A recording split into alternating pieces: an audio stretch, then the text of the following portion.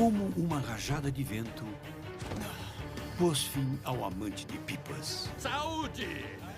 Porque o contato com a natureza matou 7 campistas valentes. Como uma jogada maldada colocou o jogador de golfe sob 7 palmos de terra. Como essas pessoas morreram ao ar livre.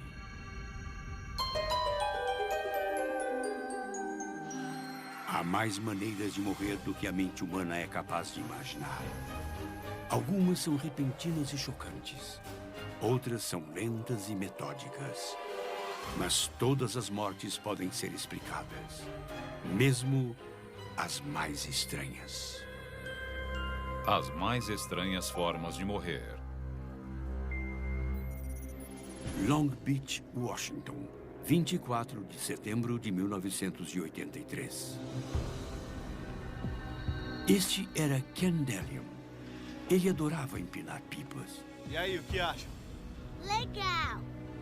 E não apenas pipas comuns, mas sim pipas elaboradas, capazes de fazer manobras incríveis. Olha só isso! Legal! Nesse dia, ele estava testando as condições do vento. Ele planejava fazer uma manobra inédita no mundo. Como explica o designer de pipas Scott Skinner. Ele queria estabelecer o recorde de maior pipa do mundo, ou seja, a pipa com a maior área do planeta. E ele queria um recorde que não pudesse ser quebrado. É isso aí, gente. Tá na hora de começar. E para quebrar o recorde, Ken e sua equipe precisavam construir uma pipa gigantesca. 1.300 metros quadrados de nylon ripstop. Tá legal, gente. Vamos lá. A pipa era tão grande que precisou ser ancorada por 2 caminhões de lixo cheios de areia. A pipa tinha quase o tamanho de um campo de futebol. Ela era muito, muito grande. É uma pipa imensa. Ela vai exigir muita força para subir. E para empinar uma pipa desse tamanho, eles escolheram um desenho específico chamado de parafólio. Com 4 lados e sem armação, ela havia sido feita com centenas de aberturas longas. Quando elas se enchiam de ar, a pipa tomava forma e decolava. Tudo o que aquela estrutura tridimensional precisava para voar era vento. Vamos deixá-lo o mais aberto possível, tá legal? O problema era que não poderia ser qualquer vento. Vamos ver se conseguimos tirá-la do chão. O vento tinha que ser perfeito. Uma coisa bem difícil, como explica o físico Lou Blomfield. Para colocar aquela pipa nos ares, você precisaria que a velocidade do vento estivesse entre 16 e 32 km por hora. 3, 2, 1... A pipa precisava de uma certa uniformidade para que o ar fluísse por ela. Ela teria que subir de uma só vez. E para isso o ar deve ser uniforme. A equipe de Ken precisava levantar a pipa exatamente ao mesmo tempo. E então, torcer por um vento forte e estável. Mas naquele dia, a Mãe Natureza não estava cooperando. Eles já estavam tentando há 7 horas e estavam exaustos. Tá legal, obrigado, pessoal. Vamos fazer uma pausa. As pessoas estavam lamentando a falta de vento, porque nada ia acontecer. Mas Ken não queria desistir. Ele queria montar uma estratégia. No exato momento em que surgiu a rajada de vento perfeita.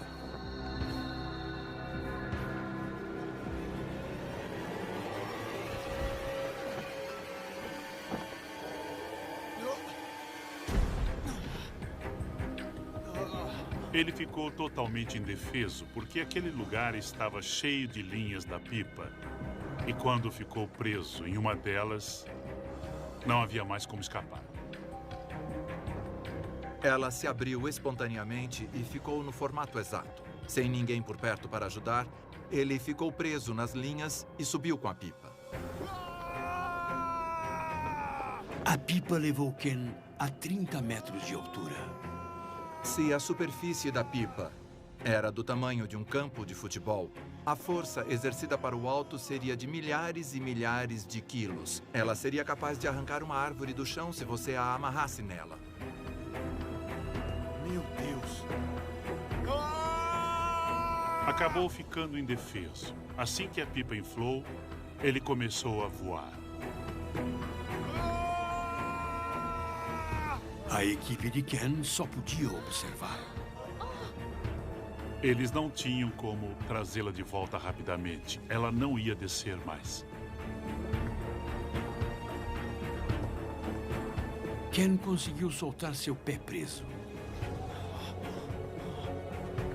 Mas a batalha estava longe de terminar. Os ventos eram fortes.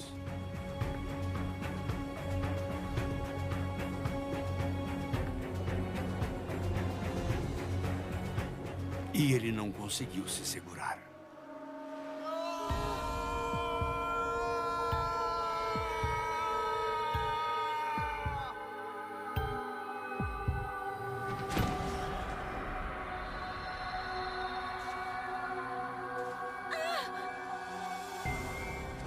Aquele foi um momento muito triste, porque mostrou a todos nós que as pipas grandes são realmente muito perigosas. Ai, meu Deus! O parafólio de Ken Delion estabeleceu um recorde mundial.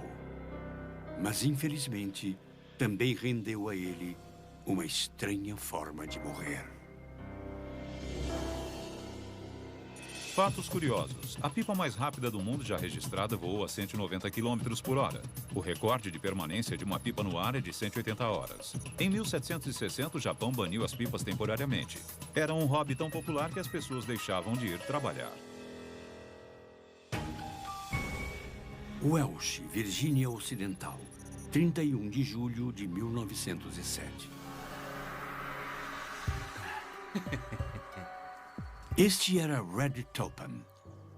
Ele e seus amigos haviam ido acampar. O plano era simples: encontrar uma fonte de água e tomar uma cerveja.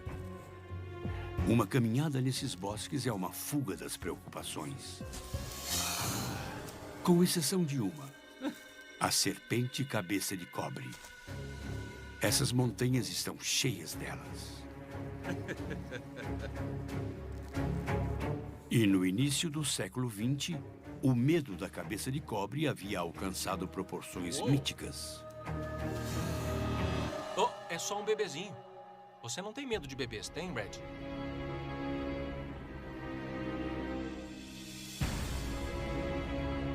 Um medo que o especialista em cobras Whitfield Gibbons entende bem. Muitas cobras venenosas não picam imediatamente, mas a cabeça de cobre sim.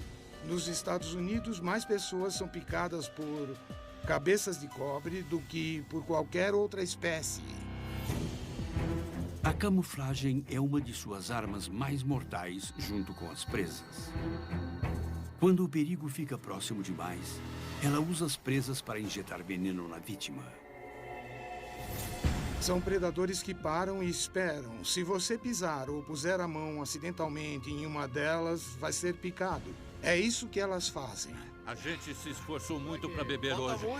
Com a chegada do sol do meio-dia, os homens se concentraram em questões mais urgentes, como encontrar uma fonte de água fria para gelar a cerveja. Não aguento mais. Tá chegando. Olha só. Chegou! Ótimo! Agora sim. Uma coisa fácil de encontrar nessas montanhas. Descansar. Chegamos. Mas nem tudo é tão fácil de E enxergar. se pegássemos a cerveja que colocamos na água já faz um tempo, hein? Ah, é uma boa ideia. Ela deve estar geladinha. É só levar na boca e beber. Tem certeza que tá segurando direito? Tenho. A rolha havia sumido, mas não havia problema. O barril ainda estava cheio. Saúde! Não. A magia dos bosques da Virgínia Ocidental começou a fazer Vamos efeito. cantar alguma coisa? Ah, claro.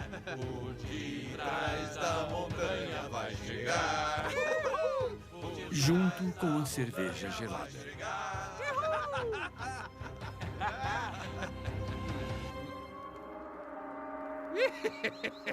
Você fez xixi na calça, cara! Você fez xixi nas calças! E não está nem dormindo na cama, vejam só! Espera um pouco, cara. Agora são dois.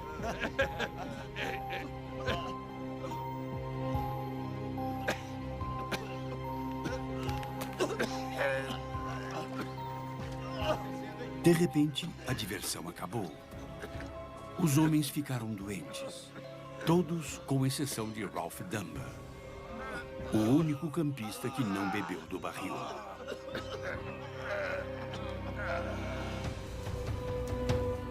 Ele precisava conseguir ajuda e logo.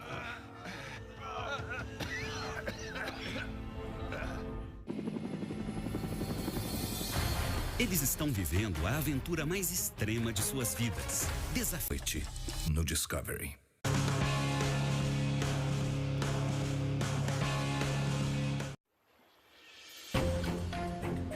Oito homens estavam acampando na Virgínia Ocidental. Saúde! Quando 7 deles ficaram extremamente doentes após beber cerveja. Não. O único que não havia sido afetado era Ralph, o cara que não havia bebido. Quando Ralph voltou com um médico, apenas 2 de seus amigos ainda respiravam. Os outros estavam mortos. Você está bem?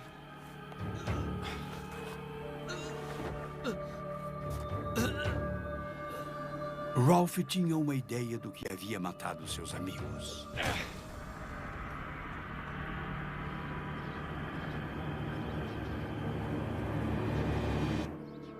Foi o veneno da cobra. Esses homens não tinham a menor chance.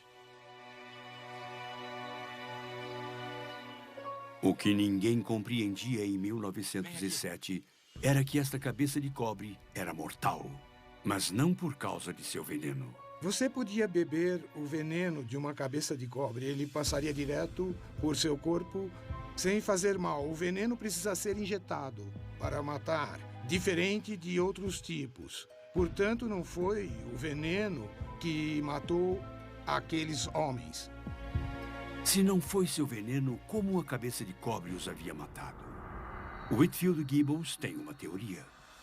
O que eu acho que aconteceu é que a cerveja veio direto de um armazém. E que nesse armazém havia ratos. E naquela época, a estricnina era usada para matar ratos. A estricnina é um veneno altamente tóxico, como explica a doutora Marla Shapiro. A estricnina é muito perigosa, seja ingerindo ou inalando. Ela mata da mesma maneira. A estricnina matou os ratos, mas logo fez outras vítimas. Havia uma cabeça de cobre ali, e ela decidiu comer vários desses ratos.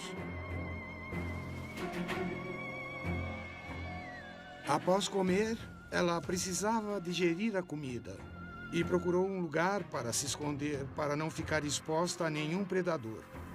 E não há melhor lugar para uma cobra se esconder do que um barril de cerveja escuro e vazio. Provavelmente eles nem olharam quando colocaram a cerveja dentro. Quando a cabeça de cobre morreu e se decompôs, liberou a estricnina na cerveja que aqueles homens beberam. Saúde! Saúde! E seu efeito foi instantâneo. Ela desliga substâncias químicas que controlam nossos músculos. E você pode ter espasmos na laringe que impedem a respiração. Sofre espasmos nos músculos e no coração, que não consegue mais se contrair da maneira correta.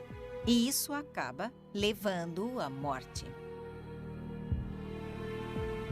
Foi uma morte bem dolorosa. Não é um bom jeito de morrer.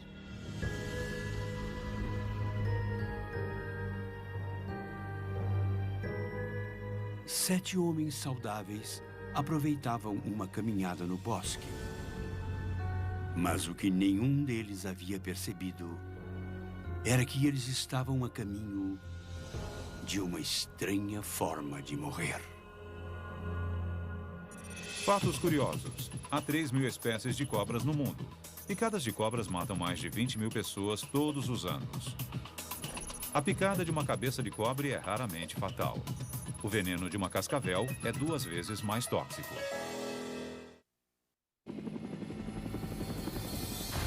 Eles estão vivendo a aventura mais extrema de suas vidas. Desafio Discovery.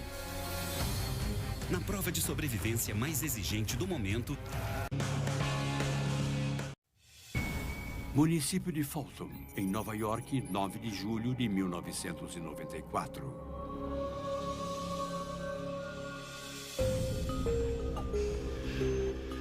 Jeff Bainey adorava jogar golfe com os amigos. Ele queria dar intensidade a todas as jogadas. E isso normalmente valia a pena. Legal. Nesse dia, o balanço de Jeff estava perto da perfeição. O golfe é um esporte que usa muito os princípios da física, como explica Lou Bloomfield. Quando você joga golfe na grama e atinge a bola, duas coisas são transferidas do taco para a bola. Uma delas é a quantidade de movimento e a outra é a energia. Ou seja, ao atingir a bola, ela recebe uma boa parte da quantidade de movimento e energia do taco. Ela é jogada e a vida é boa. Jeff estava a toda.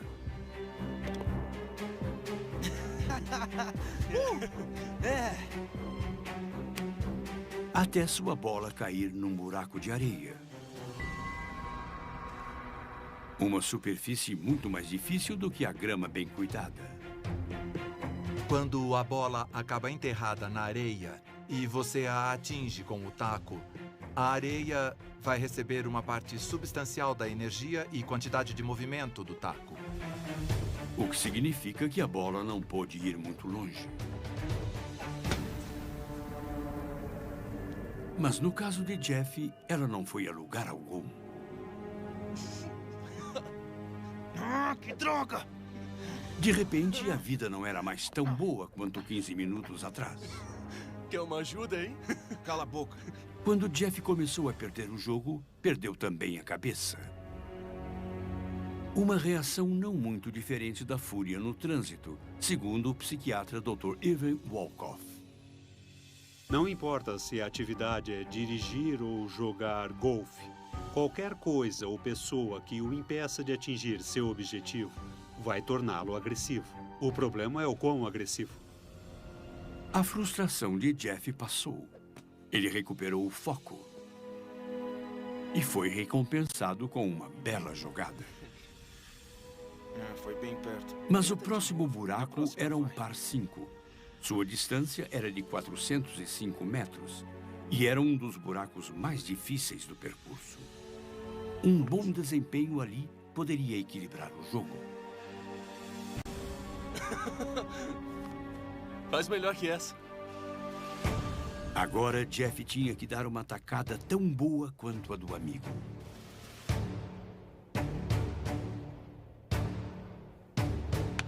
Ele deu o máximo de si. Mas não foi nada bem. Na verdade, não poderia ter sido pior. A fúria de Jeff atingiu um nível ainda maior. Ele precisava descontá-la em alguma coisa. Calma aí, o que foi, cara?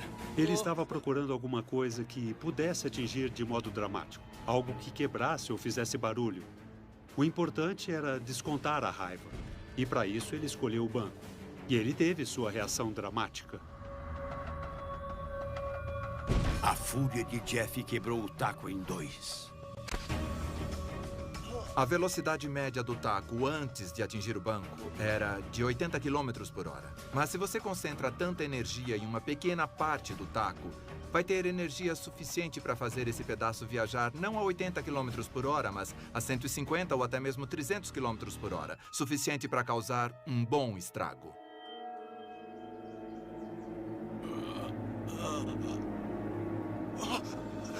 O pedaço do taco perfurou o coração de Jeff.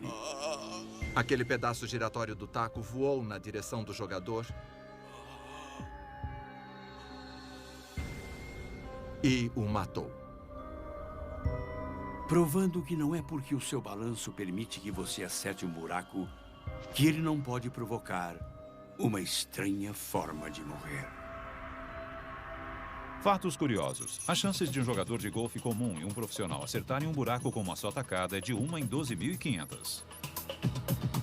O buraco de golfe mais longo do mundo tem 831 metros e fica localizado no Japão. As bolas de golfe já foram feitas de couro e estofadas com penas. Portanto, se você for fazer alguma atividade ao ar livre, lembre-se de que empinar uma pipa pode tirá-lo do chão. O contato com a natureza pode deixá-lo sem fôlego. E mesmo um jogo de cavalheiros pode ferir seu coração. O amante de pipas, o campista e o jogador de golfe, todos eles desfrutavam dos prazeres ao ar livre, sem esperar que a emoção que eles procuravam poderia acabar numa estranha forma de morrer. Versão brasileira DPN Santos.